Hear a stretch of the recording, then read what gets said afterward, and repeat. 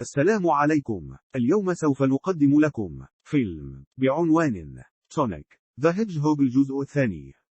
تبدأ الأحداث على كوكب اسمه عيش الغراب، حيث تم إرسال ونفي الدكتور روبوتنيك في الجزء الأول لهذا الفيلم، ويظهر وهو يتعامل كليا بعيش الغراب في حياته اليومية من أكل وشرب وأشياء أخرى كثيرة، والذي يقوم بصنع جهاز إرسال مستخدما فيه شوكة قد أخذها من سونيك لتوليد الطاقة، فتفتح له حلقة من بعد آخر، ويدخل منها كائنات غريبة، ويتفق في النهاية مع ناكلز للبحث وتسليمه للقنفذ سونيك.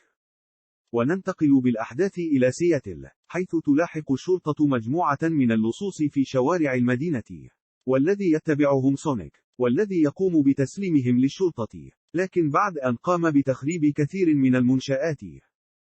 ثم تنتقل الأحداث إلى جرين هيلز، حيث منزل سونيك، والذي يتذكر لون كلاو، وذلك عند وقوع ريشة منها عند فتحه للخريطة. ثم يذهب هو وتوم لاصطياد الأسماك، حيث يتحدث سويا عما حدث ليلة أمس عند مطاردته للصوص، حيث نصحه بتحمل المسؤولية تجاه الآخرين، وإنه لا يزال فتى صغير. وتنتقل الأحداث مجددا إلى منزل توم، حيث قام سونيك بفتح بوابة زمنية، حيث يذهب توم ومادي لحضور حفل زفاف راتشل، ويبقى هو والكلب أوزي بالمنزل وحدهم. وأثناء غياب توم ومادي، يستمتع سونيك بشتى الطرق في المنزل. وأثناء ذلك، تنتقل الأحداث إلى حلقة زمنية أخرى، والتي يخرج منها تيلز باحثا عن سونيك ومستخدما سيارة شرطة. وتنتقل الأحداث إلى توم، وهو يقوم بالتعرف على راندال، خطيب راتشل. وتنتقل الأحداث سريعا إلى سونيك وهو جالس لمشاهدة التلفاز، لتنفتح في الخارج حلقة زمنية، ليتفاجأ باقتحام روبوتنيك عليه المنزل. وعند هجوم سونيك عليه، تفاجأ ناكلز يرد عنه الهجوم، ويتشاجر سويا، ليظهر ناكلز قواه الحقيقية ضد سونيك والذي يبحث عن القوة المطلقة، شيء مثير. وأثناء ذلك، ينقذ تيلز سونيك من أيدي ناكلز، ثم يقوم روبوتنيك باستدعاء المركبة الخاصة به، ليقوم بالبحث عن تيلز وسونيك بعد أن هرب من ناكلز.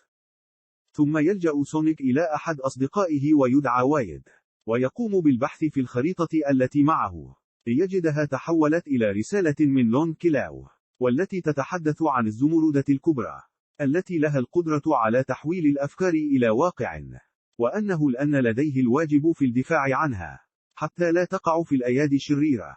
ويذهب كل من تيلز وسونيك إلى سيبيريا، ليبحثوا هناك عن البوصلة لمعرفة موقع الزمردة.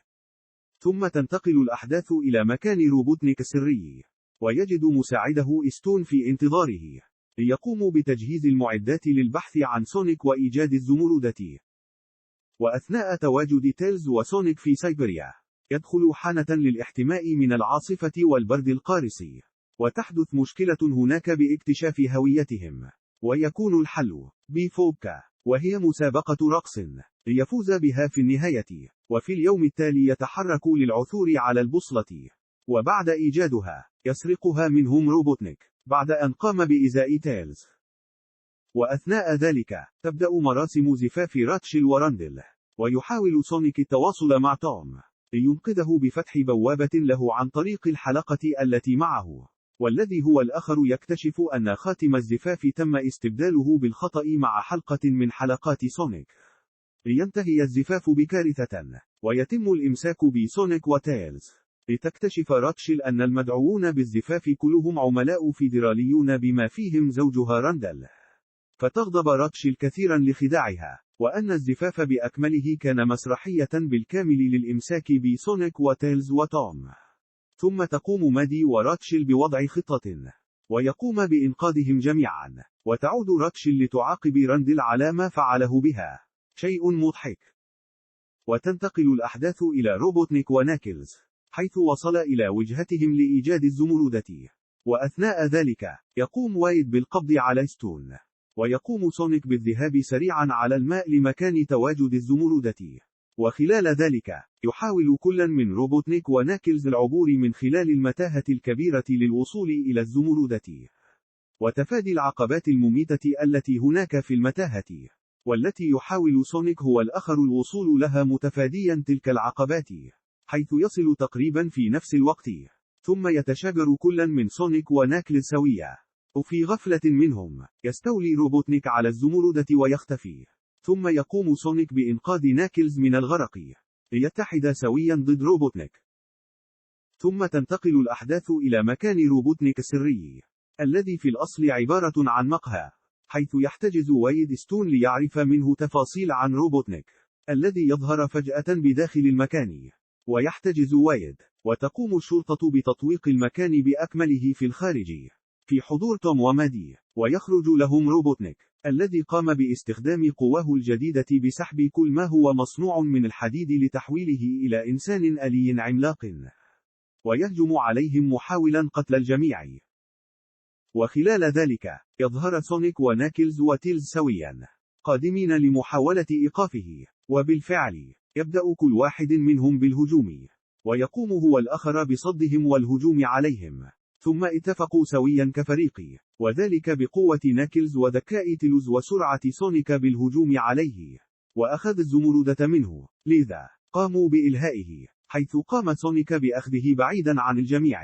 ثم قام ناكلز وتيلز بالدخول داخل الإنسان الآلي، وقام ناكلز بالهجوم على روبوتنيك فوقعت منه الزمردة، ثم قام كل من توم ومادي بمساعدة سونيك قبل أن يقتله روبوتنيك، ورفض التخلي عنه، ثم اندمجت الزمردة مع سونيك، الذي تحول لقنفذ ذهبي رهيب، وقام بحمايتهم، وقام بتدمير الإنسان الآلي، والذي قام في النهاية بالتخلي عن هذه القوة الكبيرة، لأنه ليس مستعدا بعد.